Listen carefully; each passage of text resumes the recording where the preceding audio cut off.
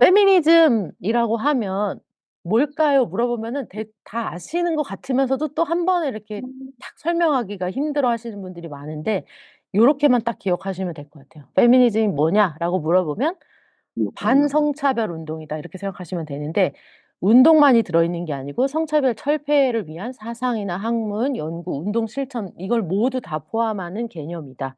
그런데 그 성차별이 발생하는 원인이 뭐냐라고 생각하는가에 따라서 굉장히 페미니즘의 종류가 이렇게 이렇게 다양하게 있는 것이죠. 근데 우리는 이 많은 플러스 무한대 앞으로도 계속 나오게 될 거고 지금도 굉장히 훨씬 더 많은 페미니즘의 종류들이 있을 텐데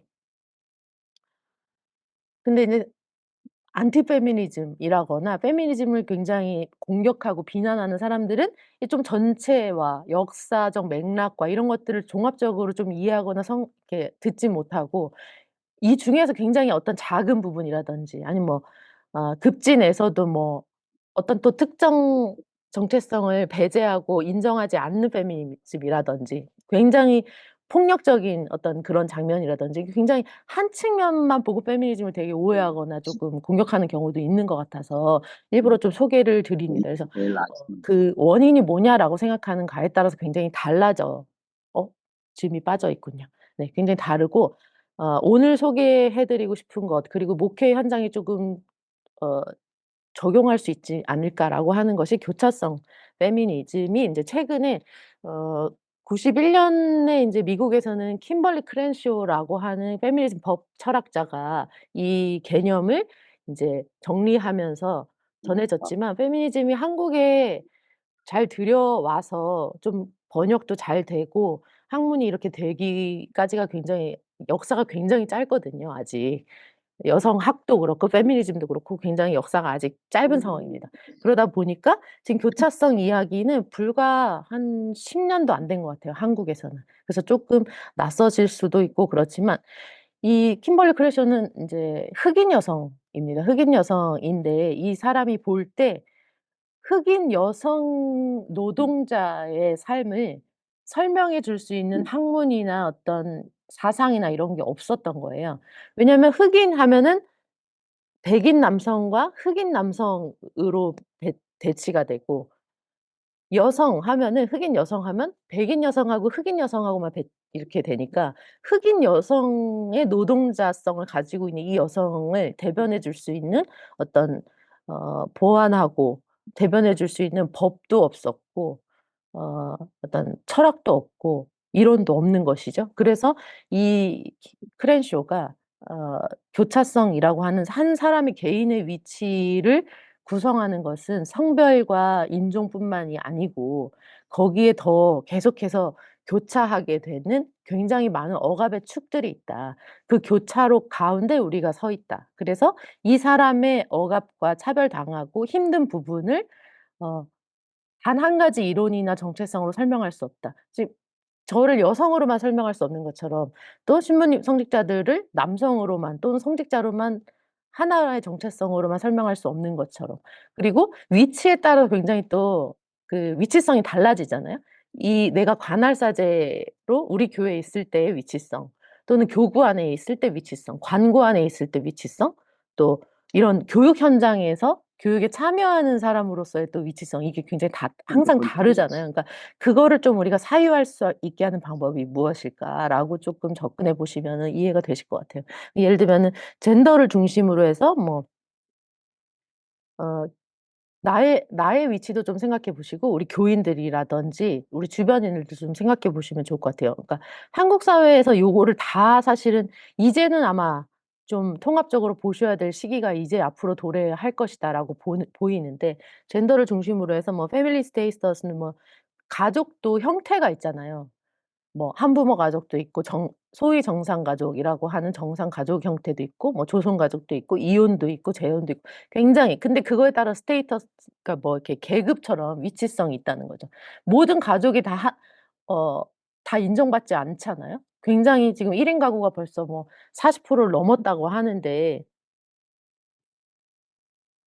부모와 자녀로 구성된 정상가족, 소위 정상가족 이데올로기가 아직도 굉장히 강력하게 작동하는 이제 사회이다 보니까 그거에 따라서 어떤 위치성과 계급이 정해지고 또 수입은 뭐 인컴 당연하고 그다음에 이게 뭐냐면 뭐 원주민 토착성이라고 얘기하더라고요. Aboriginality라고 하는 거. 그다음에 ability 능력, 그다음에 뭐 지역, 그다음에 나이, sexuality, occupation 직업, 그죠? 그다음에 교육, 인종, 뭐 에스닉은 뭐 지역성 이런 거라고 보면 되지 않을까 싶기도 하고 그다음에 종교, 언어, 그다음에 뭐 헤리티지 혈통, 뭐 역사, 또 이미그레이션 스테이스도 우리 현재 지금까지는 별로 이주민들을 별로 우리가 고려하지 않았던 사회인데 이제는 이주민들이 뭐 5%를 넘어서 법적으로도 사실 어떤 정체성이 5%가 넘으면 그거를 법적으로 뭔가를 계속 그거에 맞는 법이 이제 생산되어야 된다고 하더라고요. 근데 이주민 법들이 어 많이 부족한 상황입니다. 근데 이제 앞으로 아마 개선이 될 것 같은데 그런 이주 관련한 이런 모든 것들이 사실은 개인의 삶에 작동하고 있고 이것이 만나면서 구성되는 억압들이 있다. 여기까지가 지금 교차성 페미니즘입니다. 그래서 인제 그 현장으로 다시 쪼끔 돌아가 보면 이미 현장에서는 이 교차성들을 다 결합한 집회 문화 그리고 집회의 어떤 조직, 공동체 이런 것들을 뭐 매번 똑같은 사람들이 그 현장에 다 집회 현장에 모이지는 않았지만 이런 함께 만들어 나가는 안전이라고 하는 것이 이제 서로 약속을 하고 "이거 하지 마라. 이거 해라." 이렇게 하면서 약속을 만들어 가고 있는 거예요. 근데 이 현장에 교차성 페미니즘으로 적용을 해 보면 이해가 되는 것들이 있다. 그래서 저 빨간 박스 안에 이게 쪼끔 제가 주워 가지고 막 캡처한 거여 가지고 쪼끔 안 보이실 수도 있는데 나이와 상관없이 어쨌든 반말이나 비속어 절대 하지 마라. 그리고 뭐 여성, 성소수자, 장애인, 청소년, 이주민 등 사회적 소수자뿐만 아니라 비인간 동물들까지도 차별하거나 배제하는 말을 하지 마라. 그러니까 동물 예를 들면 뭐 그런 거 있죠. 뭐 "개 패듯 뭐 한다." 예를 들면. 그러면 그 개는 인간보다 어쨌든 굉장히 열등한 존재를 우리가 이미 딱 상정하는 거잖아요. 그러면은 어 "걔한텐 그래도 되냐?" 그리고 뭐 우리가 굉장히 혐오하고 질타하는 정치인들을 이야기할 때도 생각보다 비인간 동물들을 많이 적용해서 하기도 하거든요. 뭐 여성들한테도 마찬가지고 박근혜, 김건희, 뭐 윤석열 동물 비유하는 굉장히 비유들도 사실 많이 있었잖아요. "걔들은 무슨 죄냐." 막 이러면서 "동물들까지도 비하하지 말아라." 이런 이야기가 그 집회 현장에서 나오기 시작합니다. 그 장애에 빗대어서 뭐 생각해 보시면 좋을 것 같아요. 이런 이야기들 그리고 청소년들이나 20대 청년들이 많이 등장했는데 그 아이들한테 "참 기특하다. 우리 아이다." 이런 말 하지 마라. 왜 동료 시민으로 동등하게 보지 않고 기특하게 여기는 어른의 모습으로 그들을 대하는가. "동료 시민으로 대해라 다." 이렇게 이게 인제 이런 이야기들을 그 현장에서 뭐 약속문들이 이렇게 쫙 뿌려지고 실제로 공부하고 막 발언문들을 준비하고 이런 것들이 사실은 계속해서 일어났고 이어졌습니다. 그래서 뭐 혀 혀 그 우리 일상에서 쓰는 이런 말들이 좀 뭐가 있을지 생각해 보시면 좋겠어요. 이렇게 과격한 말들은 사실 쓰지 않지만 예를 들면 결정장애 이런 말 있잖아요. 그런 단어 같은 거 사실은 "앞으로 쓰시면 안 된다." 결정장애 그러니까 장애에다가 "아 뭘 할지를 잘 못 결정하겠어." 이러면 되는데 우리가 되게 그냥 편하게 "결정장애?" 이러면 그 장애 를 어떻게 우리가 생각하는가. 좀 쉽게 생각하거나 희화화하거나 아니면은 "쉽게 소비하지 말자." 굉장히 그동안 우리가 쉽고 편하게 썼다면 '이제부터 불편하게 쓰자.'라고 하는 어떤 각성 운동이라고 할까요? 굉장히 그런 측면에서 집회 현장에서 이런 다양한 사람들의 이야기들이 모아지고 함께 안전과 어떤 그런 공동체를 꾸려 나가는 연습들 이런 것들이 일어났었습니다. 그2 30대 청년 여성들이 굉장히 주목을 받았지만 그리고 이제 정부가 들어서고 뭐 수개월 동안 공석으로 있던 여성가족부 장관의 자리가 이제는 성평등 가족부로 확대 개편되었죠. 그런데 인제 그 "성평등 가족부로 확대 개편이 되었다." 이거는 굉장히 칭찬을 했고 여성계에서도 막 성명서가 나오고 막 이랬었거든요. 근데 그러고 나서 금방 이 고용노동부의 여성고용정책과라고 있는데요. 그러니까 지금 한국 사회 전체 인구 중에서 여성 노동자들이 몇 명이나 될 것 같으세요? 여성 노동자들. 반이니까 그죠? 보 이 남녀 비율은 거의 반인데 여성 노동자는 얼마나 될까요? 예 이제 막 1,000,000을 넘은 상황이거든요. 그러니까 등록돼 있는 그쵸? 어쨌든 통계로 잡을 수 있는 게 그런 정도 1,000,000을 넘었는데 그 여성 노동자들의 모든 처우라든지 뭐 임금 뭐 또 고용 뭐 안전 기타 등등 모든 걸 다 책임지는 데가 여성가족부가 아니었고 고용노동부 안에 여성고용정책과였습니다. 그 1,000,000 노동자들을 여성 노동자들을 책임지고 있는 데가 여성고용정책과라고 하는 작은 부서였는데 그걸 폐지하고 성평등 가족부를 조금 확대하는 대신에 고용노동부 정책 그 고용정책과에 있던 수많은 업무 중에서 한 두세 가지 정도만 여기다가 합친 거예요, 성평등 가족부에다가. 그리고 "이걸 폐지하겠다." 이렇게 나오니까 인제 다 난리가 난 거죠. 그냥 뭐 빛 좋은 개살구도 아니고 실제적으로 확장하고 조금 그런 조금이라도 조금 확장되고 좀 잘하고 있는 이름만 바뀌었구나. 이것들을 이제 뒤늦게 알게 되면서 여성계가 굉장히 이제 질타를 많이 했었고요.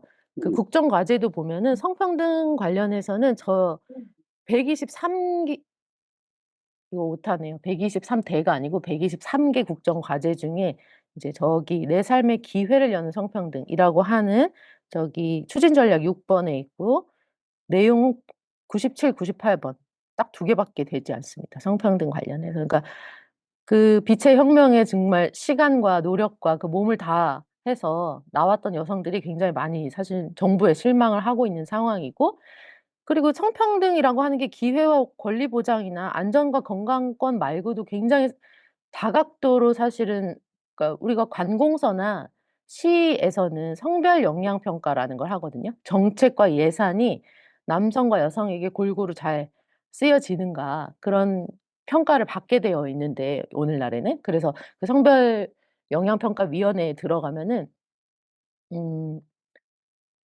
어떤 정책이나 사업이 어느 한쪽에 그동안 몰려 있지 않는지 이런 것들을 평가해서 그걸 개선하게 만들거든요. 그래서 그렇게까지 지금 법적으로 모든 부서에 시청의 모든 부서에 그런 사업들을 하고 있는 판에 지금 성평등과 젠더 문제를 조기 안에다가 아주 협소한 곳에다가 넣어 놨기 때문에 제대로 저렇게 하면은 어 '제대로 할 수 없다 일을.' 부처가 아무리 뭐 확대해서 성평등 가족부가 생겼다고 하더라도 "할 수 없다." 이렇게 지금 질타를 받고 있는 상황입니다. 그리고 뭐 "트럼프 눈치를 받는가?"라고 하면서 뉴스에 나오기도 했는데 얼마 전에 에이펙에서 뭐 선언문에서도 아예 성평등 얘기가 아예 빠졌다고 하는데 그게 올해 처음이었다고 하더라고요. 아예 성평등 이슈를 인제 빼고 삭제하고 또 안 보이게 하는 그런 상황들도 동시에 같이 진행 중이다. 그래서 굉장히 좀 실망하고 이런 상황에 있습니다. 이어서 인제 연결이 될 텐데 보통 이거를 제가 카드를 이렇게 카드가 한 세트가 있고 이거를 이제 뭐 성인들부터 뭐 다 해 보거든요. 비청소년들, 청소년들 뭐 다 해 보는데 여기는 아마 안 될 것 같아서 그냥 내용만 설명을 해 드리려고 이제 화면으로 가지고 왔어요. 그러니까 카드 세트를 이제 모든 별로 드리고 "절대로 카드를 뒤집어 보지 마세요." 이렇게 하고 "한 번 두 개로 나누어 보세요." 이렇게 미션을 드리거든요. 그러면은 인제 각자 모둠에서 알아서 이렇게 회의를 해 가지고 토론해 가지고 한번 나누어 보는 거예요. 그러고 나서 어떤 기준으로 나눴는지를 발표하게 이제 한 다음에 그때서야 이제 "카드를 뒤집어 보세요." 이렇게 하거든요. 그러면은 인제 색깔이 드러나면서 제가 인제 의도했던 것들이 나옵니다. 한번 보시고 한번 분류를 그냥 눈으로 한번 해 보시겠어요? 어떻게 두 개로 나눌 수 있을까? 네. 온라인 보시는 우리 시부님들도 한번 보시면 좋겠습니다. 요걸 어떻게 두 개로 나누라고 하는데 어떻게 하면은 '어떤 기준에 의해서 두 개로 나누어질까?' 고민을 해 보시면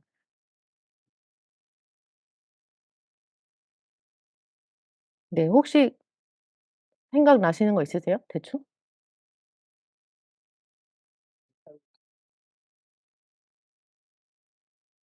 그거를 알아서 판단하시라는 거예요. 예. 알아서 어떤 기준이든 두 개로 한번 나눠 보시라라고 하는 미션인 거예요.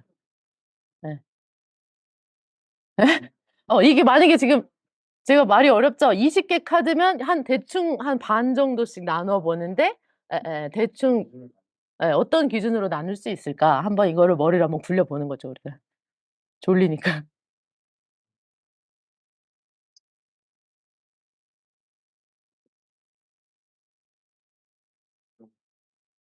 긍정, 부정. 아무래도 쪼금 좀 긍정적인 단어들도 있고 부정적인 단어들도 보이잖아요. 근데 요거를 보면은 뒤집어 보면 이렇게 되거든요. 근데 여기 보면은 이제 우리 한자 문화권의 이 아시아 네. 이 여자 여자가 들어가는 것과 아들 자자가 들어가는 한자가 아주 극명하게 날 나뉩니다. 그러니까 우리 한자 문화권이라고 하는 사회가 굉장히 그러니까 뭐 이것이 그러니까 여성 혐오를 제가 설명해 드리기 위해서 쪼금 아주 그냥 쪼금 가시적으로 딱 드러나게끔 보여 드리려고 제가 이 카드를 만들어서 쪼금 너무 부정적인 단어다 이런 거는 청소년들한테는 쓰지 않고 이제 개수를 쪼금 줄여서 가고 또 비청소년들한테나 선생님들 뭐 이런 이렇게 공부를 좀 하신 분들한테는 이제 풀 세트로 다 드려 보고 이렇게 하는데요. 비교를 해 보면 요렇게 됩니다. 그러니까 지금 간자 같은 것도 보시면 여자가 3 개가 들어가야 간자가 나오잖아요. 네 그러니까 지금 보시면 좀 긍정적이고 진취적이고 좀 생산적이고 이런 것들에는 아들 자자가 다 들어가 있고요. 굉장히 쪼금 혐오스럽고 좀 슬프거나 또는 굉장히 뭐라 그럴까요?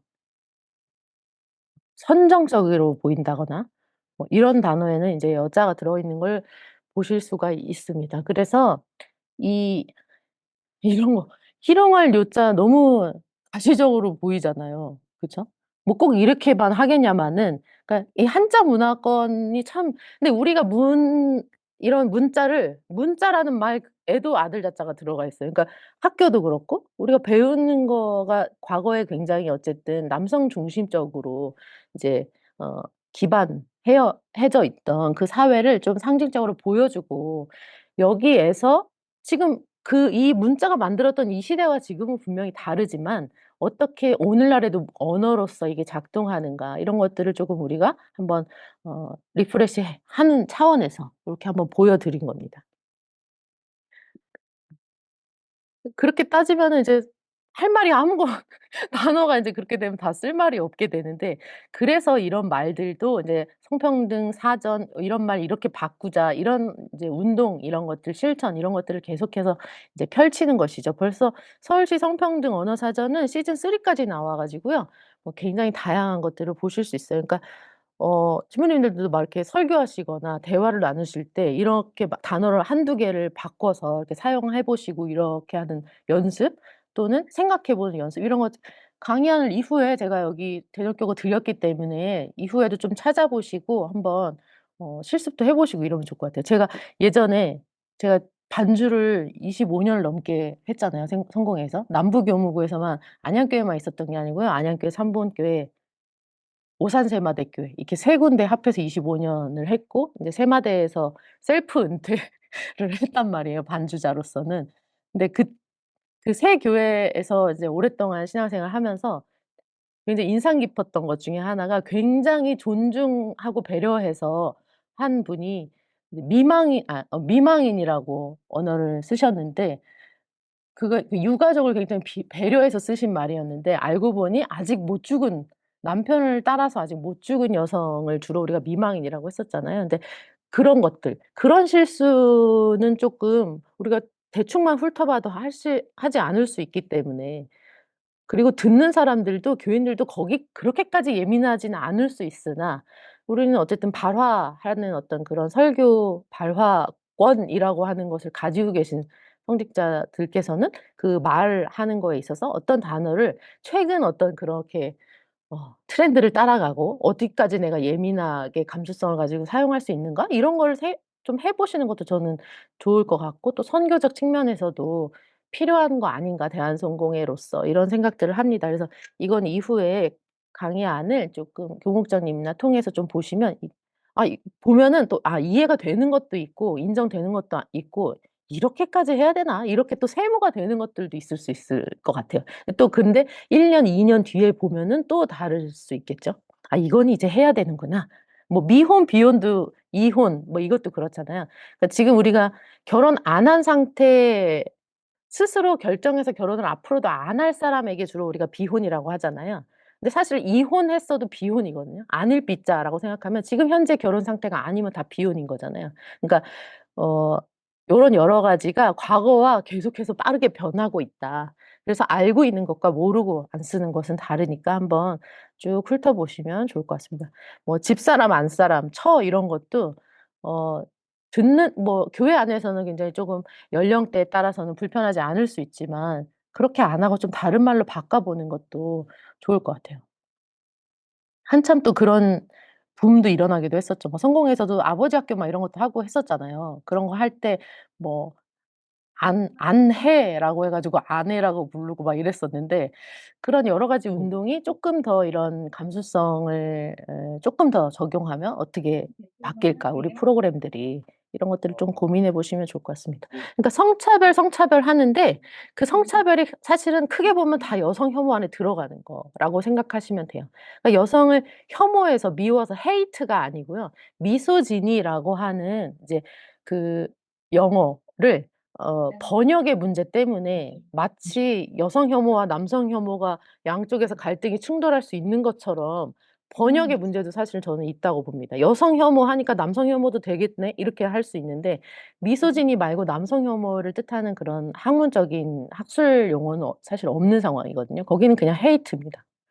그래서 여성에 대한 혐오, 또 멸시, 편견 그리고 성차별 그리고 여성에 대한 부정이나 비하 또 폭력 그다음에 뭐 그런 성적 대상화. 최근에는 어떤 여성의 몸을 어떤 식으로 계속해서 재현하는가 미디어나 우리 일상에서 이런 것들도 사실은 크게 보면 전부 여성 혐오 안에 들어오는 개념이다라고 생각하시면 될 것 같고요. 이 여성 혐오가 사실은 아까 그 한자도 보셨지만 이 문화권 안에 깊이 오랫동안 깔려온 역사에서 사실은 여성들이 계속해서 하나씩 하나씩 바꿔온 거죠. 네. 그 하나의 어떤 실천들이 말 하나 바꾸고 뭐 그런 뭐죠? 가폭, 성폭 이런 방지법이나 피해자 보호법 이런 거 만드는 그 여러 그 역사 가운데 여성 운동이 한국에서는 정말 이렇게 법제화 운동으로 이렇게까지 되기가 지금 한 30 년이 안 된 상황이잖아요. 그 여성 운동 여성 단체들이 막 생기기 시작한 게 94 년, 98년 이렇습니다. 여성의 전화, 성폭력 상담소 이런. 그러니까 지금 이제 30 년을 향해서 가고 있는 것이죠. 그러니까 혐오라고 할 때 헤이트라고 이해하시면 안 되고 지금 우리가 이야기하는 여성 혐오라고 하는 건 사회학적인 의미로서 구조적인 억압과 차별을 분석하고 그것을 지칭할 때 미소지니라고 하는 여성 혐오다. 그러니까 저는 이게 번역의 문제인 것 같아요. 자꾸 여성 뭐 하니까 남성 뭐 또 있고 여성 가족부 하니까 남성 가족부는 없냐 뭐 이런 얘기 맨날 하잖아요.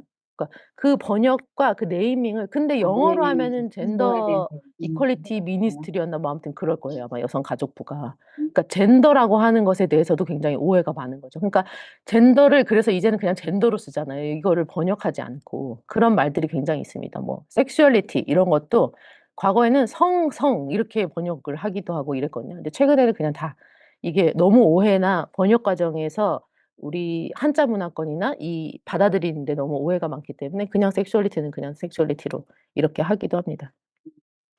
그래서 우리가 여성 혐오다라고 하는 것은 미소지니라고 하는 사회학적인 의미가 되고요. 혐오 피라미드는 아마 다 한 번씩은 보셨을 텐데 그 피라미드 이게 어떤 학자인지 제가 출처를 안 가져왔네요. 네 이게 혐오의 피라미드 이렇게 치면은 쫙 나오거든요. 그래서 맨 밑에 있는 어떤 고정관념이나 아주 그냥 쉽게 말하는 일상 속의 어떤 그런 대화에서 말하는 그런 고정관념들이 결국은 위에 올라가면 진짜 그 뭐죠? 제노사이드까지를 인종을 말살시키는 어떤 낯이 있었잖아요. 그 역사가 이 어 아주 작은 고정관념에서부터 수도 없이 많은 어떤 역사와 구조와 차별과 이런 것들이 폭력으로 이렇게 가게 되면 그렇게까지 그쵸. 갈 수 있다."라는 것을 설명합니다. 이걸 쪼끔 그래요? 인제 간단하게 이따 그쵸. 사다리로 제가 쪼금 간략화해서 보여 드릴 음. 건데요. 그러니까 우리 한국 사회도 일부러 생각 안 했던 여성 혐오 거고. 범죄가 계속해서 잇따라 네. 일어났었죠. 지금도 사실은 굉장히 문제가 많은데 뭐 강남역 여성 혐오 살인 사건은 다 아실 것 같고요. 그다음에 그 강남역을 기점으로 해서 거의 한국 사회 페미니즘 리부트라고 하는 20-30대 여성들이 갑자기 확 인제 각성이 되면서 '나도 술 마시다가 이 건물에서 칼 맞아 죽을 수 있구나. 나도 걸어가다가 죽을 수 있구나. 나 대신 쟤가 죽었구나.' 막 이런 각성들이 어마어마하게 동시에 일어나면서 인제 "리부트 되었다.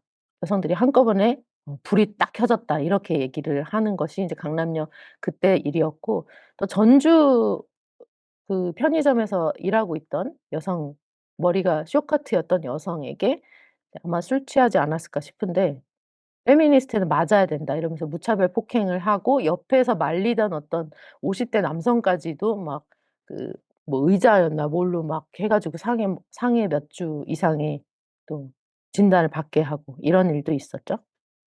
이런 것이 인제 우리는 '여성 혐오 범죄다.' 이렇게 분석하고 '이 문제에는 기반에 여성 혐오가 작동하고 있다.' 이렇게 이해를 합니다.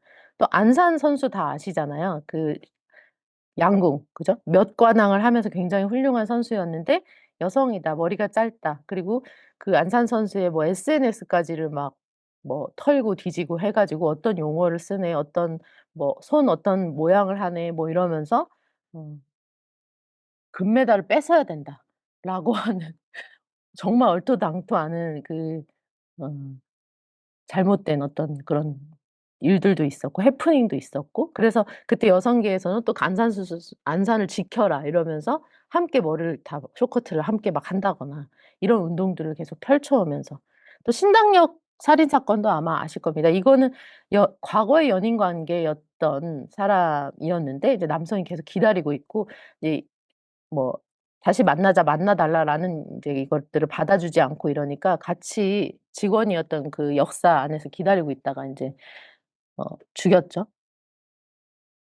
근데 이것도 사실은 '나와 동등한 시민으로 생각하지 않는구나. 이 남성이 여성이 아니다라고 하면 아니다로 받아들이지를 못하고 동등한 시민의 발화로 생각하지 않고 그걸 무시하고 '너가 나를 감히 헤어지자고 해?' 이러면서 그 굉장히 오랫동안 스토킹하고 괴롭히다가 급기야 결국은 이제 죽이게 된 사건이었기 때문에 이것도 이제 '여성 혐오 범죄다.'라고 인제 볼 수도 있지 않냐라는 이야기들을 하게 되는 겁니다. 이게 뭐 국가에서 '여성 혐오 범죄다. 아니다.' 이걸 결정해 주는 게 아니고요. 이런 문제를 여성계가 이런 식으로 국가가 법과 어 제도나 처벌법 이런 것들을 제대로 빨리빨리 개선하지 않고 해 왔기 때문에 "여기까지 온 것이다. 국가가 죽였다." 이렇게 얘기를 하면서 어 네 온 것이죠. 근데 항상 여성 혐오 얘기하면은 젠더 갈등 뭐 남성 혐오 서로 뭐 미러링 뭐 이런 거 용어 다 아실 텐데 이제 뭐 젠더 갈등 심각하다고는 현장에서도 그렇고요. 다 알고 있습니다. 그리고 실제로도 점점 더 벌어지는 것 같아요. 특히 20-30 대. 이제는 10 대로 내려갔습니다. 그 서로 대치하고 어 이러는 그 문화라든지 어떤 그런 적대감 또는 실제로 그 정치적 성향이나 어떤 그 보수화되고 극우화되고 이것도 지금 최근에 또 주목되어서 이따가 보여 드릴 텐데 또 대선에서도 나타났고요. 이게 완전히 굉장히 계속해서 벌어지고 있는 것들을 보고 있는데 이거는 여기 뒤에서 설명을 좀 드릴까 봐요. 이게 강남역입니다. 그러면서 이제 여성들이 엄청나게 각성을 하게 되었고 지금 이대남 뭐 이대녀 이러는데 지금 이게 9월 23일 올해 9월 23일 기사예요. 이 "20대 남녀의 어떤 그 성향 차이가 굉장히 이제 크게 나고 있다." 네. 여성들은 굉장히 진보 지금 몇 배 네 4.4 배다 이렇게 보고 있네요. 그리고 "이대남들의 40%가 나는 보수다." 얘기하고요. 중요하게 여겨야 할 가치도 20대 20대 그 이대남 이대녀들의 오른쪽 내용을 좀 보면은 많이 최근에 뭐 전 대통령으로부터 많이 들었던 뭐 자유와 뭐 성장, 공정 담론 뭐 이런 것들이 굉장히 많이 있고요. 여성들은 굉장히 뭐 자유도 있긴 하죠. 근데 포용 또 안전 네. 약간씩 이게 다른 걸 알 수가 있고, 그래서 인제 하나의 사례를 들어서 물어봤더니 "노인 빈곤 해결을 위해서 인제 세금을 더 낼 의향이 있니? 이거 내 것을 함께 우리 사회가 같이 살기 위해서 내어 줄 수 있니? 어디까지?" 이런 것들을 좀 질문해 보는 거잖아요. 그랬더니 굉장히 이제 성별에 따라서 인제 분리가 되는 것을 보실 수 있습니다. 네. 네, 쪼끔 더 하고 쉬어도 될 것 같네요. 그래서 성인지 감수성이 이제 필요하다. 어 성인지 감수성이라고도 하고 젠더 감수성 뭐 이라고도 하고, 그냥 현장에서는 "감수성이 없네. 감수성이 부족하네." 이렇게 말하면 이게 그냥 성인지뿐만 아니라 모든 인권 감수성 쪼끔 더 넓게 확장해서 이야기를 하기도 하거든요. 무엇을 감수성이다 그러면 뭘 느끼는 거잖아요. 감각하는 거잖아요. 뭘 막 이렇게 잘라서 이렇게 막 분석해 보는 것이 아니라 딱 봤을 때 느낌이 딱 오는 거. 이게 성인지 감수성이라고 보는데, 제가 초등학교나 중학교, 고등학교 그 청소년들하고 이야기할 때 가장 쉽게 얘기하는, 그러니까 "젠더가 뭐니? 성인지 감수성이 뭐니? 젠더가 뭐니?"라고 물어보면은 저는 이렇게 얘기해 줘요. "젠더는 성차별과 성별 고정관념이라고 하는 것을 분석할 수 있는, 볼 수 있는 렌즈다. 어떤 분석 툴이다." 젠더가 너무 오해를 많이 받으니까 청소년들한테는 이렇게 얘기해 주거든요. 근데 젠더 의미가 굉장히 많죠. 네. 뭐 무슨 "성소수자들까지 다양한 성이 있다."라고 할 때도 젠더가 쓰이기도 하고 그러는데, 주로 최근에 쓰고 있는 어떤 그 젠더다 할 때 젠더 감수성, 또 뭐 그럴 때는 이렇게 '분석할 수 있는 툴과 렌즈다.'라고 보시는 게 쪼끔 더 용이합니다. 그래서 좀 작은 의미로는 그 차별적인 상황을 발견하는 능력 까지가 협의라면, 쪼끔 광의로는 '그것을 어떻게 바꿀 건가? 어떻게 실천한 할 건가?'라고 하는 개념까지를 확장하는 게 인제 더 넓은 개념이라고 생각할 수 있는데요.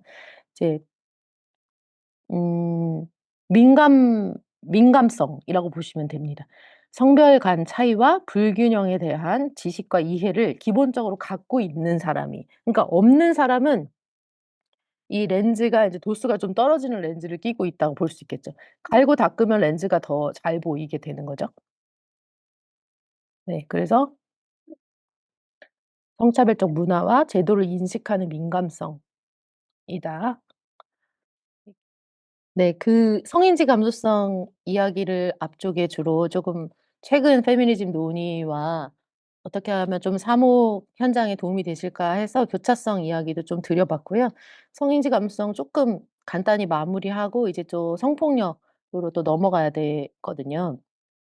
그래서 이어가 보도록 하겠습니다. 아까 그 혐오의 피라미드를 쪼끔 더 간략하게 알기 쉽게 쪼끔 표현을 해 보면 요렇게 될 것 같아요. 그러니까 가장 밑에는 아주 오래된 그런 고정관념들, 생각들, 우리의 편견들, 이 결국은 어떤 차별과 억압, 그 위에는 폭력과 살인까지 이렇게 이어질 수 있다라고 하는 이야기를 드리는 것이고, 그것이 사실 우리가 의도하든 의도하지 않았든 우리의 인식 가운데, 또 우리 문화 가운데, 우리의 삶 가운데 계속 작동하고 있다라는 것들을 쪼끔 개념으로 도식화해서 보여 드리는 겁니다. 그러니까 쉽게 "여성은 약하다. 보호받아야 된다."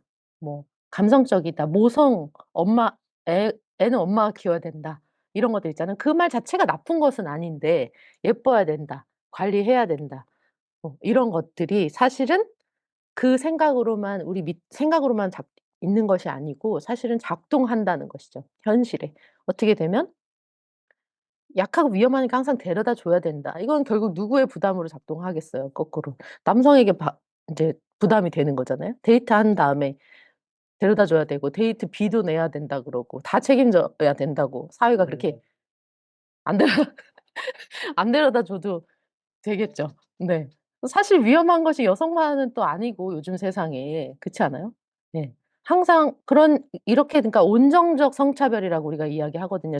제일 위에 있는 것을. 그러니까 성차별의 의도가 아니었지만 '여성은 어떤 존재다.'라고 하는 그런 대상화가 이미 있기 때문에 저런 말이 가능한 거지, 여성이 밤에 뭐 술을 먹든 안 먹든 밤에 뭐 짧은 치마를 입든 안 입든 다녀도 안전한 사회와 거리를 만들면 되는 것이지, 남성이 왜 만나는데 그 부담을 남성이 데려다 줘야 되고 항상 그렇게 책임을, 그러니까 우리 사회는 그렇게 학습시키고 사회화시켜 왔다라고 하는 것에 대한 좀 도전이라고 생각하시면 될 것 같습니다.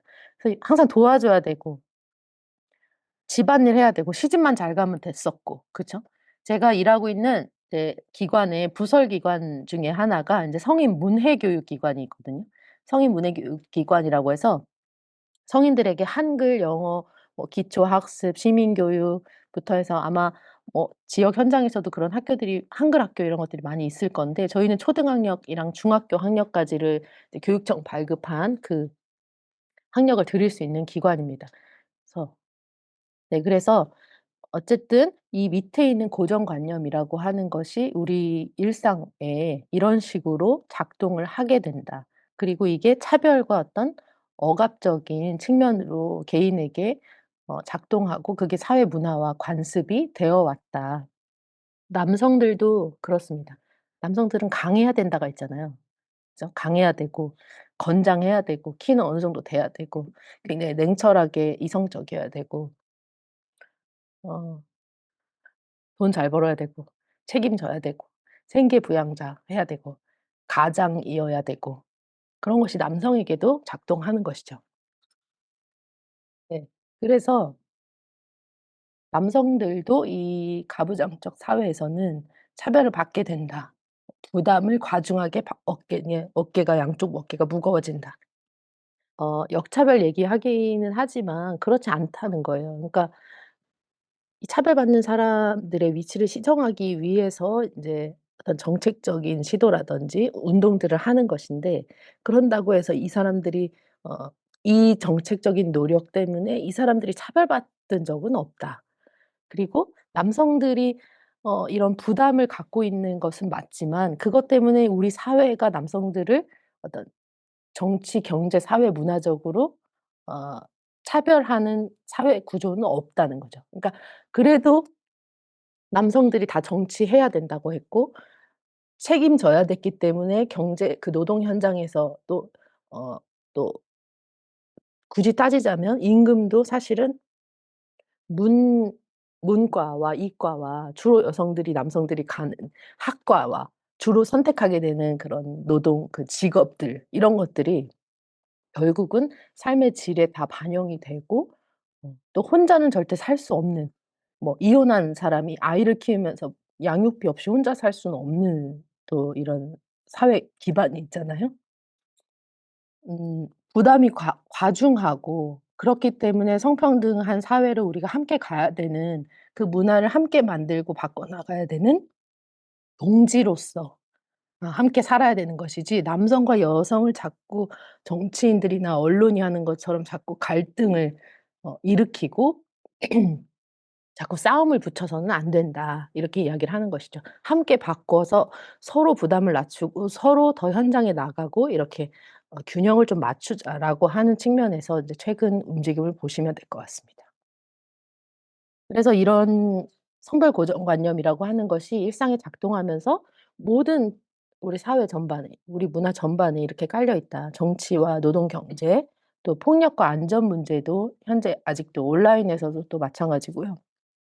또 각종 문화나 뭐 그런 뭐 성산업 그리고 뭐 K컬처 뭐 그런 측면에서도 보면은 아이돌 문화 이런 것도 다 보시면 계속해서 몸을 사회가 어떻게 소비하고 있고 대상화하는가 굉장히 예민하게 보고 바꿔야 되고 문제 제기해야 되는 것들 중에 하나라고 볼 수 있습니다.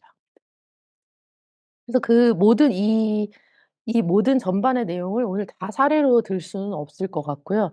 그냥 세계에서 148개 국가를 매년 성격차 지수라고 하는 것을 이제 통계를 잡아서 발표를 하거든요.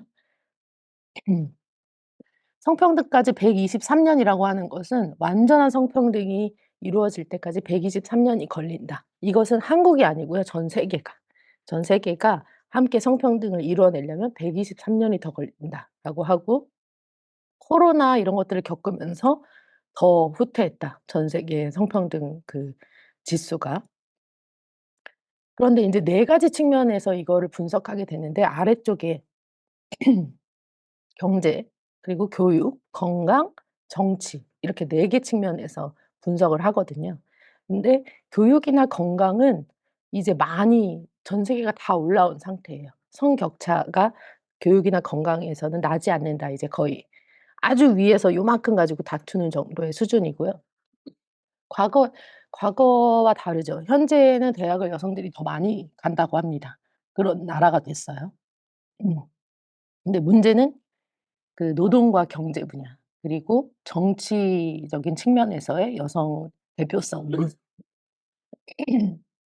여성 대표성 문제라든지 각종 어 여성들의 목소리가 정치에 반영되고 있는가 이런 것들을 분석할 때는 한국이 148 개국 중에 101 위입니다. 네. 그러니까 굉장히 낮은 수치라고 볼 수 있고 근데 뭐 다른 나라 예전에 교육을 온라인으로 코로나 때였나?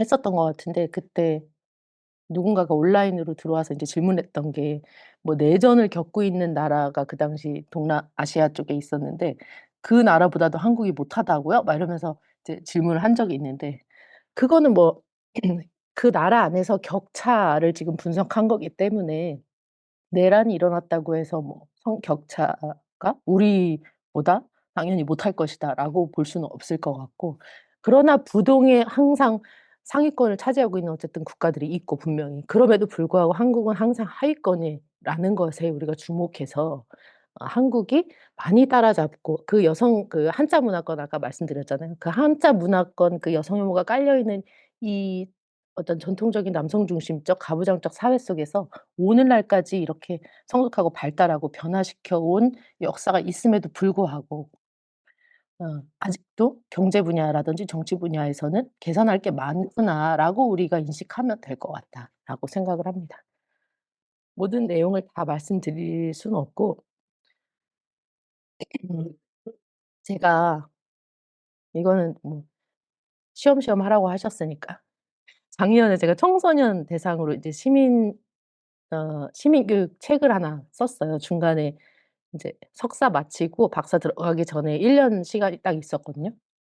그때 써서 겁도 없이 책을 하나 썼는데 그게 "성평등한 세상을 만들고 싶어."라고 하는 청소년 대상 책입니다. 그중에 인제 사파를 하나 가지고 와서 소개를 해 드리는데 그러니까 과거에는 '남자는 바깥일, 여자는 집안일, 시집만 잘 가면 돼.' 이렇게 했었다면 더 이상 그런 사회는 지금 아니지만 그것이 어 모양은 바뀐 것 같지만 어느 정도 선에서 또 다르게 작동하고 있다라는 것이죠. 그러니까 여전히 중심적인 역할 그리고 또 그런 뭐죠?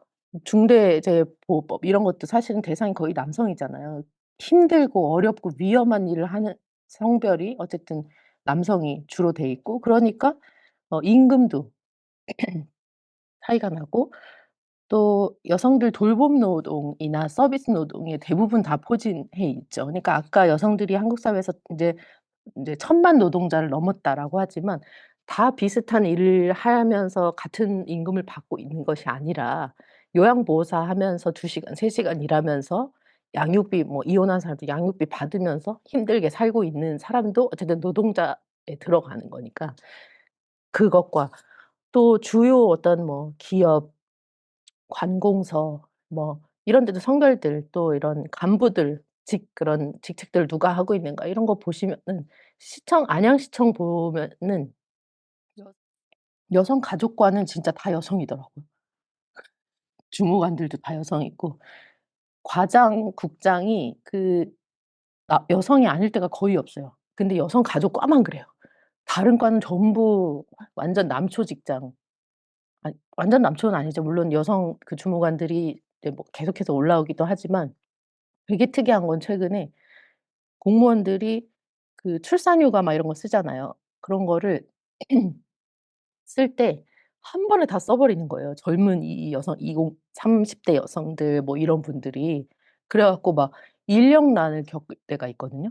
이런 관공서 시청에서 보면 안양시청 얘기는 한데 주변에 그런 데가 굉장히 많더라고요. 너무 힘들고 공무원도 이제 진짜 하드코어라고 극한 직업이라고 아까 주교님 이야기하셨는데 공무원들도 여기저기서 막 다 치이고 이러니까 특히 여성들이 그 임신해서 출산휴가를 한꺼번에 막 써 버린다거나 막 이런 경우도 있고 이 음. 남성들은 또 그 출산 휴가를 여성들보다는 좀 쓰기가 힘들잖아요. 갔다 오면 책상 빠진다고 뭐 그러질 않나. 근데 과거에 비해서는 쪼끔 쓰기 시작했다고는 하는데 그래도 아이를 어 같이 돌보고 있는 사회는 아직 아닙니다, 우리 사회는. 아직도 여성들이 계속 그 돌봄 노동 또 아프고 힘든 사람들 또 코로나 때도 많이 보셨지만 대거 여성 노동자들이 전부 다 그만둬야 됐고 또 먼저 잘리는 거 먼저 해고당하는 것도 여성들이고 임금도 사실은 다 그렇고 또 경력 단절도 엄청나죠 그렇게. 힘들어서 또 하기도 했지만 다시 복직하는 것이 시청이나 뭐 이런 데는 그나마 좀 편한 편인데 일반 사회에서나 이런 데서는 경력 단절이 임금 격차가 나는 이유 중에 하나다 이렇게 보고 있거든요.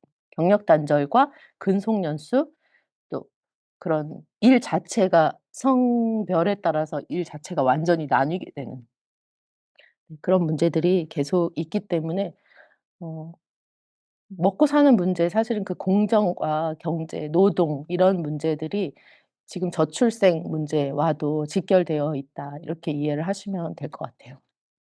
혼자도 먹고 살기가 힘드니까 아이를 낳아서 예전처럼 알콩달콩 이렇게 벌어서 이렇게 살 수가 없는 집 하나 살 수가 없는 안양도 집값이 엄청나거든요, 경기도 안양도. 거기가 학군 때문에 또 그렇다고도 하는데 평촌 때문에 그런 문제들이 다 동시에 작동을 하면서 굉장히 청년들의 삶이 참 점점 더 어려워지고 있기도 하고 그래서 선교적인 측면에서도 사실은 쪼끔 이런 이대남, 이대녀 뭐 청년들의 대전도 어떻게 청년들이 많은지 잘 모르겠는데요. 청년 선교에 관해서도 쪼끔 이런 감수성과 이런 또 뭐 아까 소개해 드렸던 뭐 교차성 문제라든지 이런 또 임신 출산이나 전 생애 주기에 따른 어떤 고민들을 함께 조금 나눌 수 있는 그런 어떤 장치나 어떤 기구 또는 이런 모임 뭐 이런 것들이 조금 필요하지 않나 청년 선교 좀 고민을 하게 되기도 합니다. 네. 폭력의 문제도 뭐 성별에 따라서 어 남성 피해자가 없는 것은 아닙니다. 인제 통계적으로 보면 남성 피해자가 한 6% 정도 전체 통계가 나오고요. 그러나 남성 피해자 6%가 거꾸로 여성에게 피해를 받는 경우는 굉장히 드뭅니다. 만약에 성폭력을 당하더라도 인제 남성도 동성에게 성폭력을 어떤 폭력을 당하는 경우가 더 많지 여성이 남성을 성폭력을 하는 경우는 있긴 있죠. 있긴 있는데 또 최근에는 온라인 성폭력이 있기 때문에 또 있기도 있습니다. 근데 디지털 성폭력으로 가면 남성 피해자가 한 26% 까지 올라가요. 그러니까 그 온라인 안에서는 사실은 가피해자가 너무 혼재해요. 제가 성고충심의위원회 학교 안에 안양 관내 인제 교육청의 위원으로 돼 있어서 들어가 보면 온라인 아니어도 성폭력의 애들을 가피해자로 나누기가 굉장히 힘들어요. 시작은 누가 했을지라도 어쨌든 이후에는 가해와 피해가 엄청나게 이렇게 막 얽혀 있고 이래 가지고 그거를 좀 심의를 해 가지고 좀 결정 내기가 점점 어려워지고 있는 상황이고 온라인 기반에서 더 그런 것 같습니다. 네. 아까 얼핏 말씀드렸는데 이거는 제가 극장에서 본 장면이라 짧게 말씀드리면 이제 사진 기사가 저 오른쪽 하단에 있는 사진 기사가 굉장히 굽이굽이 그렇게 소나무인가요 저게? 소나무 맞죠? 네. 소나무가 이렇게 막 굽이굽이 이렇게 자라고 있는 것을 여성의 몸에 빗대어서 다 찍어 놓은 거예요. 이게 나무에다가 사람 몸을 이렇게 다 찍어 가지고 마치 여성의 몸의 굴곡과 그 소나무의 굴곡이 자연과 여성을 빗대어서 이렇게 찍어 놓고 또 오른쪽 상단은 여성을 엎드려 놓고 산의 굴곡과 여성의 뭐 둔부 굴곡 이런 것들을 이게 극장에서 그냥 아무렇지도 않게 제가 극장에서 실제로 본 거라서 제가 이걸 찾아봤더니 무슨 성형외과 무슨 그런 에스테틱 광고였는데요. 그러니까 "여성의 몸이 이래야 된다."라고 하는 것들을 계속 보여주죠. 근데 이것뿐만 아니라 매일 보는 뭐 버스 정류장부터 시작해서 뭐 그런 광고가 어마어마하게 많기 때문에 좀 예민하게 볼 필요가 있다. 남성의 몸도 대상화되고 상품화되죠. '남성의 몸도 어때야 된다. 이런 몸을 가져야 여성에게 또 인기가 있고 옷발도 받는다.' 막 이러면서 그런 것도 굉장히 있기 때문에 우리 현장에 어떤 분명하게 언어로서 명시적으로 하는 차별이 있는가, 또는 이미 환경적으로 구조적으로 문화적으로 이미 내재적으로 깔린 차별이 있지는 않는가. 그리고 우리가 관계 속에서 사람 만나면서 발생하는 어떤 직급이나 위계, 물론 어떤 장치가 필요하긴 하죠. 결정 구조와 어떤 이런 것들은 굉장히 필요하지만 관계 맺을 때 우리가 좀 평등한 개인으로서 잘 소통하고 나의 어려움도 기분 나쁜 것에 대해서도 좀 문제 제기할 수 있는가? 이런 것들. 그리고 관계에서 문제 생기면 어떤 기구나 장치나 제도가 우리 안에 마련되어 있어서 그 즉시 작동할 수 있는가? 이런 것들까지 성인지 감수성을 우리 현장에 적용해 볼 수 있겠습니다. 굉장히 제 교회 안에서도 그렇고 해 보니까 공동체 안에서 문제가 발생하니까 굉장히 어려운 거예요. 이 공동체 안에 이 '공동체를 지켜야 된다.'라고 하는 그 폐쇄성이라고 하는 게 굉장히 필요하고 좋기도 하지만 문제 해결에는 굉장히 어렵기도 하더라. 그래서 우리가 과거에는 옆집에 뭐 숟가락 몇 개인지 다 알고 이 사람의 어려움도 다 내어 놓고 기도하고 막 이랬었는데 요즘에도 다 그러나요? 모든 교회가? 옆집에 누가 사는지도 예전에는 정말 그런 게 굉장히 중요하고 했었는데 지금은 또 시대가 완전히 또 달라진 면들이 있잖아요. 그래서 그런 것들을 좀 면밀하게 보고 어떻게 어떻게 우리가 적용할 건가. 성인지 감수성을 확대하니까 이렇게까지 다 분석하고 좀 적용할 수 있겠다. 이거는 이제 막 글도 많고 하니까요. 자료를 이후에 다 주시면 드리면 좋겠습니다. 네. 이제 성폭력 이야기를 그래도 짧게 하고 마쳐야 되는데, 성폭력은 어쨌든 의사에 반해서 벌어지는 어떤 성적 언동을 다 포함합니다. 그리고 뭐 현행법에 저렇게 어 3 가지 법에 주로 성폭력 그 기준이 개념이 나와 있고요. "성적 자기결정권을 침해하는 모든 행위다."라고 보시면 되겠는데, 이 성적 자기결정권도 헌법에 사실은 기초한 개념이라고 생각하시면 됩니다. 근데 헌법에 나와 있지는 않아요. 헌법의 기초에서 헌법에 국민의 뭐 행복 추구권, 뭐 자기 결정권, 예를 들면 이런 것들에 기반해서 성적인 부분에서도 내가 모든 것을 판단하고 결정하고 누구와 관계 맺을 것이고 어떻게 내가 나를 표현할 것이고 이런 것들을 어떻게 할 건지 내가 스스로 결정하고 그거에 대해서 책임질 수 있다라고 하는 것이 이제 '성적 자기 결정권이다.'라고 보시면 되겠습니다. 그냥 애매할 때가 많으실 것 같아요. '이거 성폭력인가? 어디부터 성폭력인가?' 이거를 누가 둘 사이에 일어난 어떤 일을, 대부분의 성폭력은 사실은 온라인 말고는요, 대부분 성폭력은 독립적 공간에서 주로 발생합니다. 두 사람만 있는 공간에서 주로 발생하기 때문에 상대와 내가 다른 말을 하면 그거를 누가 제3 자가 어떻게 기다 아니다 탁탁 이렇게 나눠 주기가 굉장히 어려운 부분이 많이 있고, 또 어떤 같은 행동을 하더라도, 그쵸? 너무너무 다르다는 거를 느껴요, 제가 현장에 있으면서. 같은 말을 하더라도 이 사람이 이해한 바와 이 사람이 이해한 바가 완전히 다르고요. 같은 행동을 해도 너무너무 다릅니다. 그런데 성폭력을 판단하는 기준은 상대방에게 없다고 돼 있는 게 우리 오늘날의 법이라든지 제도 그리고 문화죠. 그러니까 듣는 사람이, 받는 사람이 어떤 성적인 불쾌감이나 모멸감, 뭐 성적 수치심, 어떤 불편감 이런 거를 느꼈다면 그건 "성폭력이다."라고 최근에는 지금 이야기하고 있는 상황이고 문제 제기할 수 있다. 네. 그리고 그것이 어떤 직장 내에서 발생해서 어떤 불이익까지 받게 된다. 그거는 인제 직장 내 성희롱이라고 되어 있고, 직장 내 성희롱이 아니어도 최근에는 직장 내 성희롱은 법적으로 처벌할 수 있는 이제 문제이고, 성희롱 이거는 우리 일상에서도 많이 쓰잖아요 이미. 그죠? 어떤 상대방에게 신뢰가 될 수 있는 어떤 성적 자기결정권을 침해할 수 있는 모든 행위는 우리 일상에서도 조심해야 된다라고 하는 이미 인식들은 다른 타 사회와 비교해서 낮지 않다. 그렇게 낮지 않다. 꽤 올라와 있는 상황이다라고 저는 생각을 합니다. 근데 명백한 동의와 분명한 거절 사이에 이 회색 지대에서 성폭력은 계속 발생한다. 근데 그 현행법에 그렇게 돼 있잖아요. 폭력 폭행과 협박이 증명해야만, 그리고 죽음을 불사한 저항을 했다라는 것을 증명해야 성폭력 피해자로 인정받고 있기 때문에 여전히, 그래서 강간죄 개정 운동을 지금 수년간 해 왔지만 아직 되지 않고 있는 상황이죠.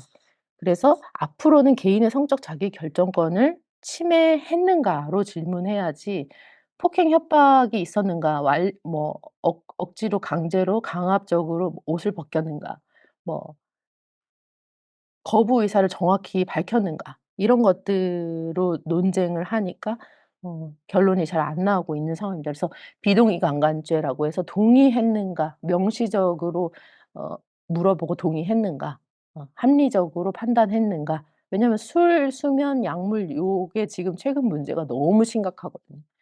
지금, 네, 유튜브 그런 성폭력 사안들 혹시 사례 보셨는지 모르겠지만 앞으로는 더 많아질 거라고 생각합니다. 그리고 청소년 약물 중독 문제도 지금 다 연결되어서 너무 심각한 상황이거든요. 게임 도박 중독뿐만 아니라 약물도 그렇게 중독이 많다고 해요.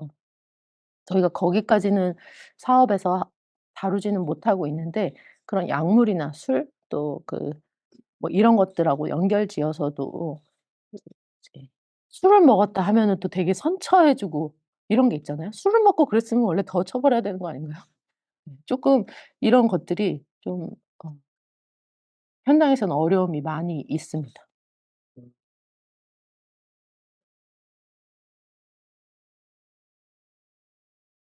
그러면 거절이라고 봐야죠. 네네. 이따 그 합리적 거절, 분명한 동의의 5 가지 기준이 나오는데 거기 그때 한 번 더 설명을 해 드려요. 아, 여기 나왔네요. 그래서 명시적으로 분명히 말을 해야 된다. 네. 그리고 의식이 있을 때, 만약에 술이나 뭐에 취해 있으면 분명히 했다고 하더라도 그거를 했다고 보지 않겠다. 그리고 뭐 충분한 이해와 정보를 바탕으로 해서 이 행동이 어떤 사회적으로 어떻게 보일 것인지, 내가 이걸 뭔지 알고 하는 것인지. 왜냐면 장애나 이런 장애인 청소년이라든지 뭐 성교육을 사실 또 성교육 제대로 받아 보신 분이 사실 별로 없습니다, 한국 사회에. 예. 그래서 그런 정보와 이해를 바탕으로 내가 충분히 고민해서 결정했는가, 그리고 평등하게 싫어도 싫다고 말할 수 없는 경우도 있죠. 어떤 위계라든지 뭐 그런 정치인들 사건들 많이 있었고, 또 모든 과정에서 항상 이제 말씀하신 그런 부분이, 그러니까 오케이 해서 시작을 했더라도 중간에 내가 "싫다."라고 만약에 표현을 했으면 그거는 거기서 멈춰야 된다. 왜 열받죠?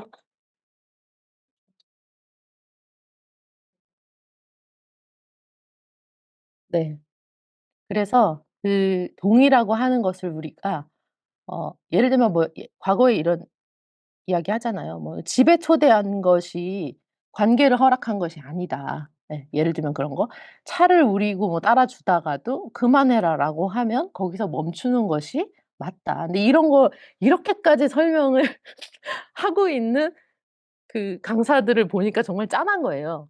'아니 상식적인 사람들한테 이렇게까지 설명을 해야 되나?' 이런 생각도 사실은 해요. 그러니까 그런 부분은 의사소통에서 두 사람 간에 뭐 어떤 관계를 맺는 그 관계 속에서 분명히 1번 원칙에 따라서 명시적으로 미리 약속을 할 수도 있는 것이고, 쪼끔 그런 부분에 대해서 어 추측하지 않는 것, 상대의 의사나 넘겨짚거나 대충 우리 관계에 대한 어떤 무한한 신뢰를 버리기.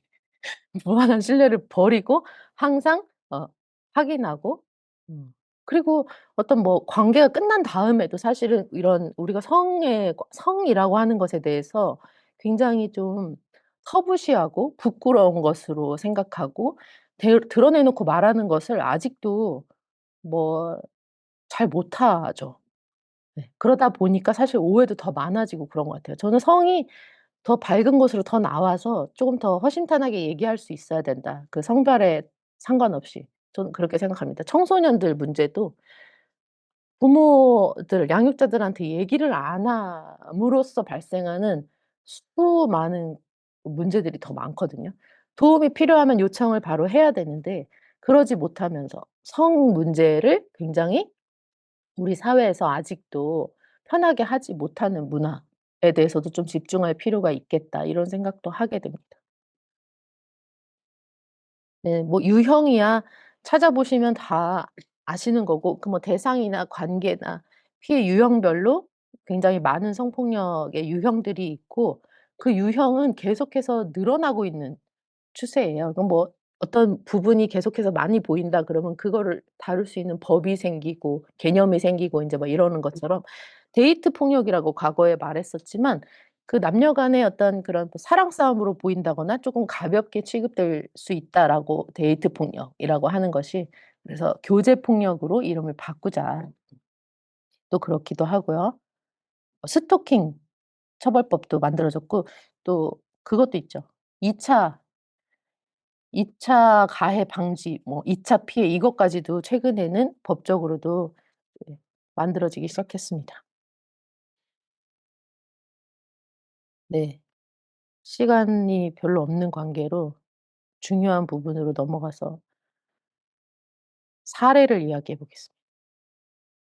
근데 생각을 같이 해봐 주시면 제가 실제로 아는 접한 사례이기 때문에 조직 내 성폭력이 발생했고요. 몇몇 간부들이 알게 됐습니다. 그러나 인제 피해자가 "공개되지 않기를 바란다." 해서 피해자 중심주의 그리고 2차 피해 방지를 위해서 조직이 피해자에게 보상금을 줬어요. 무려 5천만 원을 줬습니다. 그리고 비공개로 사건을 종결했는데요. 조건이 있었어요, 피해자는. 공개하지 않고 합의금 그러니까 보상금을 받는 대신에 "조직적 차원의 몇 가지 사항을 이행해라."라고 이 피해자가 요구를 한 거예요, 그 조직에. 어 더 자세한 얘기들이 있는데 다 말씀드리면 안 될 것 같고 이게 공식적으로 드러난 사건은 아닙니다. 그러나 드러날 수도 있는 사건이기 때문에 거기까지는 얘기하지 않고요. 1 년간 이 약속들을 지키겠다라고 조직은 어쨌든 약속을 했고 했는데 1년 동안 지켜지지 않았어요. 그래서 1 년이 지난 뒤에 다시 문제 제기를 하게 된 상황이 있습니다. 어떻게 생각하세요? 무엇이 부족했다 또는 어떻게 해야 한다. 뭐 이런 고민들 쪼끔 '우리 일이다.'라고 생각해 보고 한번 해 보시면 좋을 것 같아요.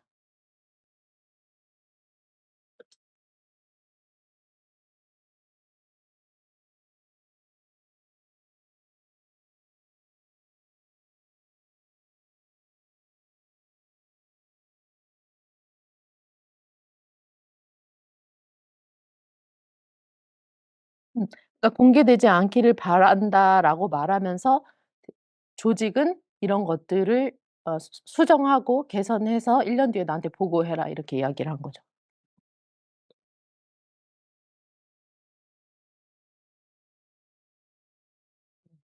"외부에 공개하지 않겠다." 이 조직 외부에. 조직 안에 그러니까 공동체 내 해결을 어 하려고 했다고 볼 수 있겠죠. 음.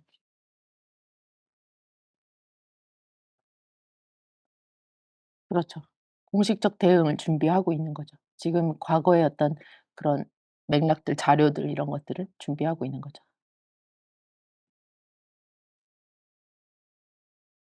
좀 상황을 볼까요? 일단 피해자는 어떨 것 같으세요? 피해자와 조직적 측면 우리가 보면 좋을 것 같아요. 우리 성직자들이시니까 신부님들이 리더십으로서 어쨌든 우리 조직 안의 장으로서 이런 문제가 인제 발생했다 그러면 어떻게 할 건가. 그러니까 조직적 관점으로만 그냥 한번 보시죠, 시간이 없으니까. 저도 답이 있는 건 아니에요. 그래서 같이 고민하려고 가지고 온 겁니다.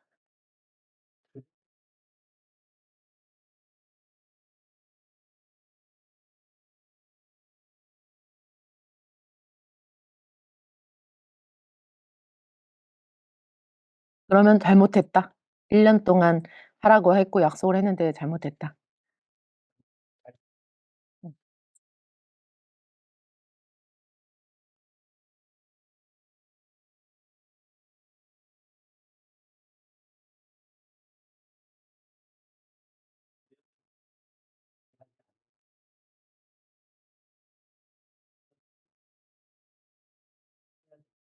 조치를 했어야 된다.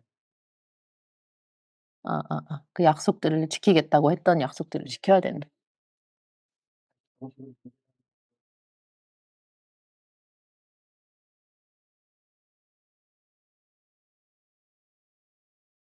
네네.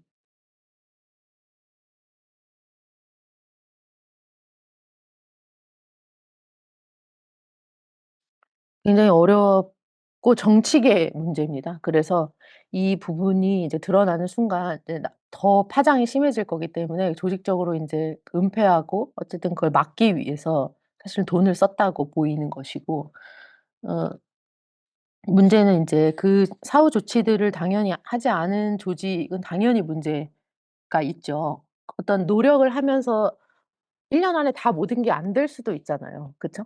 약속이 뭔가 이행하겠다라고 했던 내용들이 뭐 한두 가지, 제가 그 내용들을 다 보지는 못했지만 예를 들어 조직 안에서 어떤 뭘 만들어야 되고 장치와 기구와 뭐 사람을 세워야 된다거나 아니면 이 가해자에 관한 어떤 뭘 어떻게 한다거나 사실은 뭐 하루아침에 안 될 수도 있거든요. 그러면 이거 그 '진행 중이다.'라는 것들을 공유하고 보고하고 이렇게 같이 해 나가면 어땠을까라는 생각이 들긴 하는데, 제 생각에는 이 "이행해라."라고 한 내용이 다 뭔지는 모르지만 그게 아니었어도 조직이 알게 됐고 어쨌든 우리 안에서 이런 성폭력 사안이 발생했다라는 걸 알았으면 그 사후 조치뿐만 아니라 일단 저는 전수조사 일단 했어야 된다고 생각하거든요. 이 사건을 공식화하지는 않고 우리 안에 어떤 문제들이 없는지를 빠르게 한 번 더 확인하고, 어 내가 조직의 장으로서 내가 모르는 자리에서 어떤 문제가 또 발생하고 있지는 않나. 그 피해자가 원하는 요구뿐만 아니라 전수조사 전 했어야 된다고 생각하고, 그 간부들도 문제죠. 그 "몇 명 알고 있었다."라고 하는 그 간부들도 되게 그 피해자 옆에서 인제 입을 막고 하기 위해서 인제 해왔던 그 내용들이 있어서 이런 사안도 우리 사회에서 지금 음 벌어지고 있죠. 또 한 가지 사례는 아닙니다. 아닙니다. 이건 교회 내용이에요. 이건 이제 가상의 이야기입니다. 교회 행사에서 뭐 뒤풀이 겸 술자리 하다가 술이 과했어요. 그래서 한 다른 방에 가서 인제 남성이 누워 있었는데 있다가 취했는데 안 보이니까 찾으러 가 가지고 깨우러 방에 들어갔는데 흔들고 이러는데, 예를 들면 갑자기 술에 굉장히 많이 취한 상태에서 기습적으로 강압적으로 뭐 키스를 한다거나 어 뭐 몸을 만진다거나 이런 일이 만약에 있었다. 그 일이 이분도 공식적 절차로 접수하지는 않고 말하자면 담임 목회자 신부님한테만 찾아간 거예요. 그래서 예를 들어서 말을 했다. 그러면 어떻게 하실 건가? 그래서 쉽게 우리 교회 안에서 만약에 쉽게는 아니지만 '일어날 수 있는 일이다.'라고 생각하면 우리가 어떻게 그 피해자를 만나자마자 무엇부터 어떻게 할 건가. 근데 술이 과해 가지고 예를 들어 기억이 안 난대. 기억이 안 난 사람 기억 안 날 수 있죠. 실제로도 안 날 수 있지만 어쨌든 당한 사람은 있고 한 사람은 지금 기억이 안 나는 상황이고 어 다른 교회로 보내긴 했습니다, 예를 들어서. 그러면은 어떻게 하면 될까? 피해자는 어떻게 회복을 해야 되고 우리 현장에서는 어떻게 무엇부터 어떻게 하시겠어요?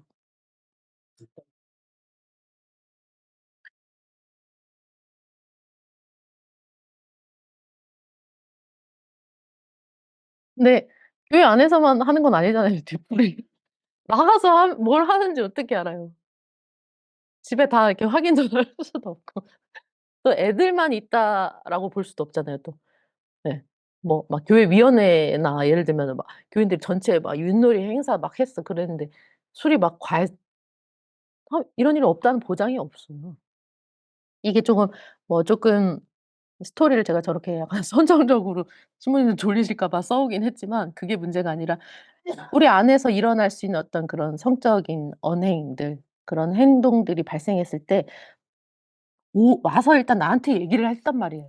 창구인 저한테 접수하지 않고 창구 관구 홈페이지에다 쓴 게 아니고 신부님한테 이거 해결해 달라고 간 거잖아요. 그럼 뭐부터 하시겠냐고요.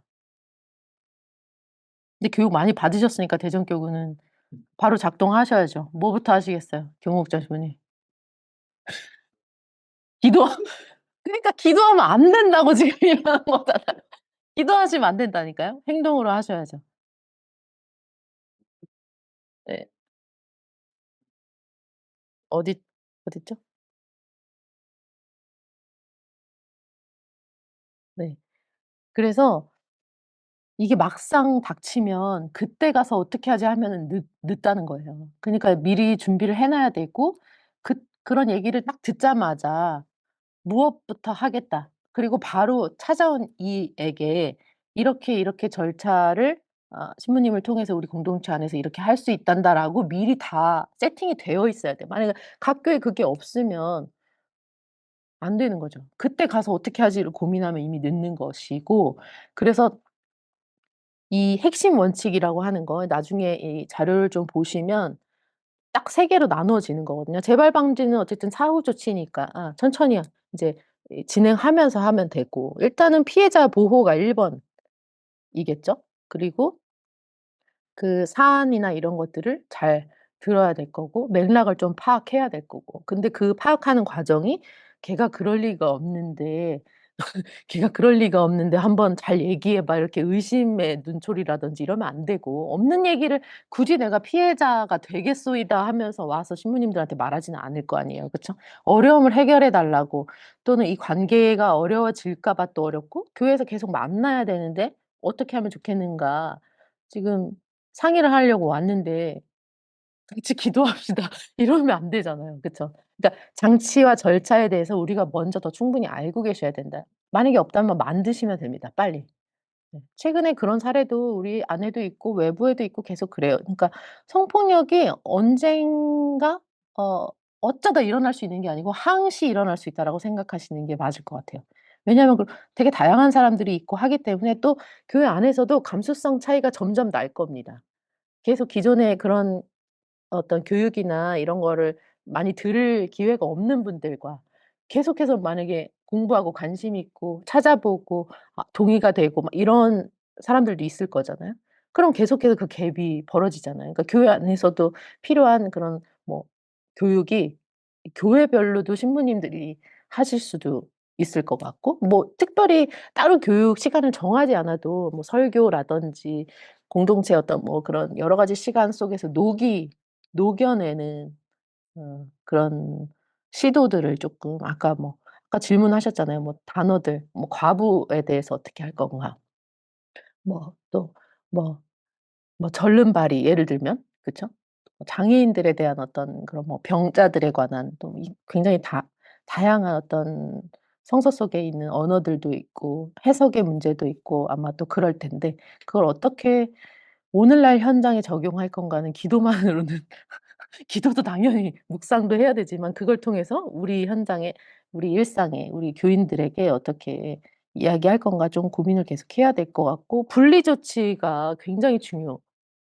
만약에 교회 안에서 발생한 아까 그런 사례 같은 경우에 분리가 안 되면 2 차, 3차 피해를 당하는 경우가 굉장히 많거든요. 피해자뿐만 아니라 행위자도 굉장히 모욕적인 또 어떤 신원이 계속해서 공개된다거나 어떤 구설수에 계속 올라서 불필요한 어떤 소문도 계속 나게 되고 이런 문제가 계속 있어요. 그래서 분리하고 둘이 다이렉트로 뭔가 어떤 의사를 결정하거나 조정하거나 하지 않도록 전문가가 끼거나 그 신부님이 껴서 의사를 공식적으로 절차를 처리하게 하고 기록을 남기고 이렇게 하는 것들 그것이 피해자만 보호하는 것이 아니라 전체 공동체와 행위자로 지목된 사람도 보호할 수 있는 첫 번째 조치가 일단 분리를 하는 것이다. 근데 그 분리 대상자 있을 거 아니에요. 그 이제 문제 제기를 받은 행위자. 그 사람에게는 "이런 문제가 지금 들어왔다."라고 그 사람한테는 고지를 해 줘야 되겠죠. 고지를 하고 일단 이 문제가 해결될 때까지 어떻게 "예배 시간을 어떻게 분리하는 것이 좋겠다." 뭐 이렇게 나눠 가지고 근데 그렇게 하더라도 그 모든 것이 그 시나리오대로만 진행되지는 않습니다. 굉장히 이벤트들이 많고 어 당면에서 막 이렇게 대응하고 처리하고 이래야 되는 것들이 사실은 성폭력을 다루다 보면 굉장히 많아서 음 어려운 일인 것 같아요. 그래서 전문가의 어떤 자문을 쪼끔 옆에 구할 수 있는 사람을 알고 있고 물어보고 네 그런 좀 절차들을 이 교구 안에서 교회 안에서 쪼금 시급하게 마련을 하고 좀 하면 좋겠다.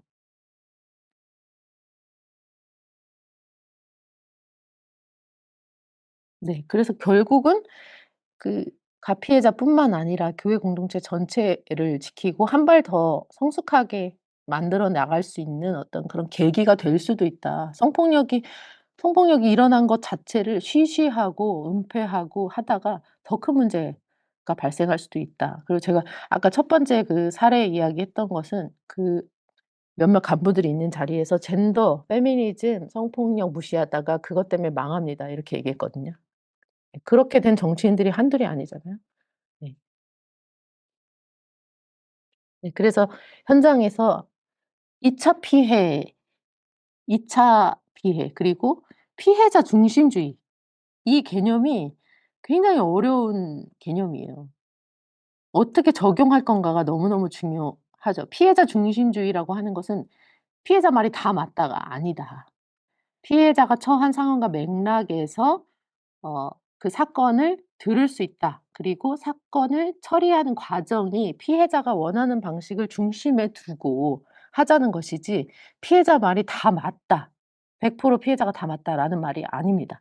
네. 그래서 그렇게 오해하시는 분들이 많아서 아까 그런 사례도 피해자가 그렇게 말을 했다고 하더라도 그 사안은 피해자 중심에 두고 사건을 해결하고 1년 동안 그런 이행을 했어야 되는 게 분명하고요. 그거 외에 조직의 장으로서 이런 사안이 우리 안에 발생했다. 그러면 그 사건은 피해자 중심주의로 가고 조직적 측면에서는 전수조사부터 시작해서 우리 안에 무너진 경계가 없는지를 발빠르게 빨리 파악을 했어야 된다.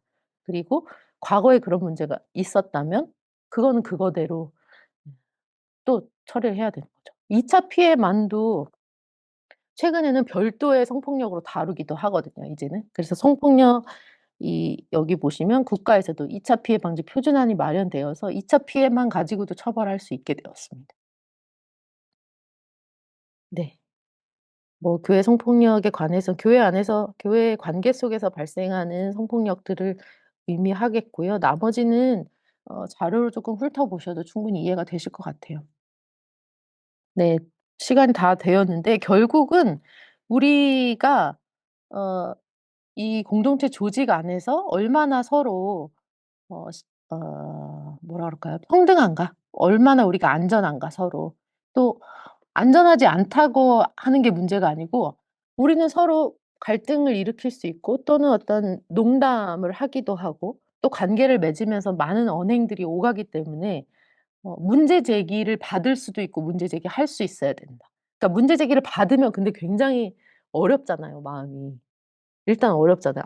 근데 일단은 문제 제기를 받았을 때 우리의 첫 번째 행동이 무엇이 되어야 하는가. '나는 그런 적 없다. 난 기억 안 난다.' 이것이 아니라 어 '그럴 수 있구나. 내가 실수할 수 있구나.' 또는 '내가 그런 의도는 아니었는데 이렇게 오해할 수 있구나.' 뭔가 조금 우리에게 도전을 주는 또 성숙할 수 있는 계기라고 해야 될 것 같고요.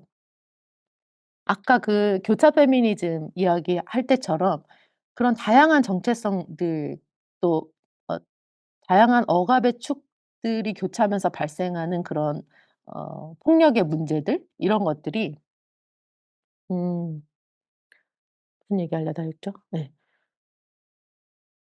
나의 어떤 약점이 될 수도 있고 어떤 순간에는 나의 되게 권력이 될 수도 있다.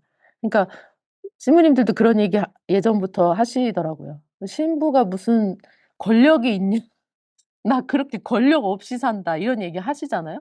네. 그런 것처럼 그러나 또 그 리더십으로서 또 어떤 교회의 문제를 결정하고 또 설교하는 다 듣고 있잖아요 사람들이. 부모님 무슨 얘기하시는지 다 듣고 있고 굉장히 주목받는 사람이고 그렇잖아요. 그러니까 발화 권력이라는 거 사실 무시 못하죠. 그러니까 나의 권력도 있고 어떤 자리에서는 내가 되게 약한 권력이기도 하죠. 또 무엇이 더 중요하고 또 예를 들면 뭐 어떤 철마다 또 네 그럴 수도 있고 그런 얘기는 제가 좀 안 하는 게 좋을 것 같아요. 하다 보니까. 그리고 뭐 이런 거 어 직접적으로 개입하고 쪼끔 더 이런 성이라든지 성폭력에 관한 문제 또 사회의 어떤 그런 젠더 이슈 이런 것들에 대해서도 적극적으로 쪼끔 교인들과 나누고 같이 고민하고 이런 장들이 과거에 비해서는 쪼끔 더 늘어갔으면 좋겠다. 그래야 교회 안에서도 감수성을 쪼끔 갭을 줄이고 또 성폭력이 일어났을 때 그것을 어떻게 바라보고 처리할 건가. 공동체 안에서 이걸 어떻게 녹일 건가 하는 고민들을 어 계속 하셔야 될 것 같고요. 지금 현재 관구에 창구가 마련되어 있지만 사실은 한계가 굉장히 많습니다. 네. 그냥 창구만 만들어 놓은 거예요. 피해 창구만 만들어 놨지 그것을 뭔가 어 윤리위원회가 대전교구는 있는 걸로 알고 있는데 상설로 만들어져 있는 걸로 알고 있는데 사실은 그 규정 같은 것도 다 만들어져 있나요? 그 서울교구나 전체 관구에는 그런 어떤 규정이라든지 어떤 판단할 수 있는 기준 이런 것들, 절차 이런 것들 또 윤리위원회가 상설로 지금 구성이 안 돼 있는 상황인 것 같아요. 그런 것들을 저한테는 되게 창구 담당 그 "창구를 만들자."라고 할 때 양평이부터 오랫동안 얘기를 해 왔고 제가 이제 여성단체에 있고 공부를 하다 보니까 저를 담당자로 세워 놓은 건데 저로서는 지금 이게 한계인 것 같거든요. 왜냐하면은 제가 상담을 할 수는 있지만 그걸 처리할 수는 없는 거예요. 그러면은 주교님이나 어떤 그 뭐 어떤 다른 기구 장치들을 작동하면서 제가 끝까지 이 뭐 상담을 하고 모니터링은 하지만 처리의 끝까지는 제가 할 수 있는 부분이 성공의 체계 직제에서는 그게 안 되잖아요. 예. 어쨌든 주교님들의 각 교구의 또 상황이 또 다르고요. 그래서 관심 가져 주셔야 될 것 같아요. 이 창구를 어떻게 효과적으로 대한성공회의 토양에 맞는 창구와 앞으로 성직자 뭐 윤리 뭐 규정이라든지 성폭력 관련 어떤 다른 교단은 재판이 있잖아요 지금. 네 재판도 있고 한데 우리는 그런 건 없잖아요 재판은. 재판 있어요?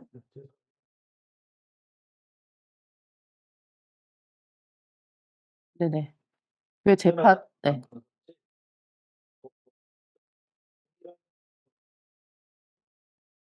그거는 그러니까 윤리위원회랑은 다른 그 재판이 가능하다라는 거죠?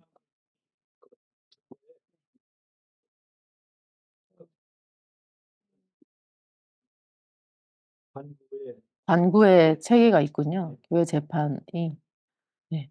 그래서 뭐 다른 교단 보니까 뭐 기탁금이라는 것도 있고 재판을 열려면 그 위원들이 또 와야 되고 뭐 이런 뭐 여러 가지 어 그런 기준들이 있는데 제가 거기까지는 사실 잘 몰라서 어 그래서 우리가 뭐 재판을 누굴 처벌하고 이러기 위해서가 아니라 쪼끔 시스템을 잘 정비해 놓고 작동이 언제든 될 수 있도록 해 놓는 것과 막상 어떤 일을 만났을 때 부딪혔을 때 뭔가를 고민하는 것은 다르기 때문에 그런 고민들을 쪼금 현장에서는 하게 되고 창구를 어떻게 우리가 어 잘 작동하고 우리 안에 어떤 피해자들이나 그런 상담들을 잘 연결하고 회복을 도울 건가 공동체 회복을 이런 것들을 같이 고민해 주시면 좋을 것 같습니다. 네. 초딩도 하더라. 그래서 초딩들도 이런 약속을 교회에서 정하고 서로 약속을 정하는 것이 규칙을 정하는 것이 좀 계속 삭막해지는 면도 있지만 사실은 그렇게 보지 말고 서로의 쪼금 무너진 경계는 없는지 점검하고 쪼끔 공식적인 절차와 처리 어떤 기구 이런 것들을 좀 마련해 놓고 "우리 이런 말들은 최소한 하지 말자 서로. 이런 행동은 하지 말자." 이런 것들 초등학교에서도 요즘 다 약속을 정해서 하거든요. 그래서 뭐 올해든 내년이든 우리가 조금 더 우리 안전한 교회 가이드라인이 있는 것처럼 그런 약속들을 교인들하고 함께 위원회에서 이런 말들 최소한 뭐 누구 뭐 이런 단어들은 우리 교회 안에서 공식적으로 쓰지 않는다거나 이런 약속들 그리고 우리 안에 성폭력이나 어떤 갈등이 일어나면은 "이렇게, 이렇게, 이렇게 하자."라고 하는 그러니까 뭐 절차를 마련한다는 건 약속을 정하는 거니까 그런 측면에서 쪼금 요런 워크숍도 같이 교회 뭐 교인들, 위원들 같이 해 보시면 어떨까라고 생각하고 최소한 뭐 한 뭐 서너 개만 해 놔도 어 훈련이 되거든요. 네, 요까지 제안을 드리면서 교회가 먼저 나서서 쪼끔 한국 사회 전체를 바꿔 나가는 그런 빛과 소금의 역할을 성직자 우리 신부님들이니까 부탁을 좀 드려 봅니다. 네, 긴 시간 너무 고생하셨고요. 감사합니다.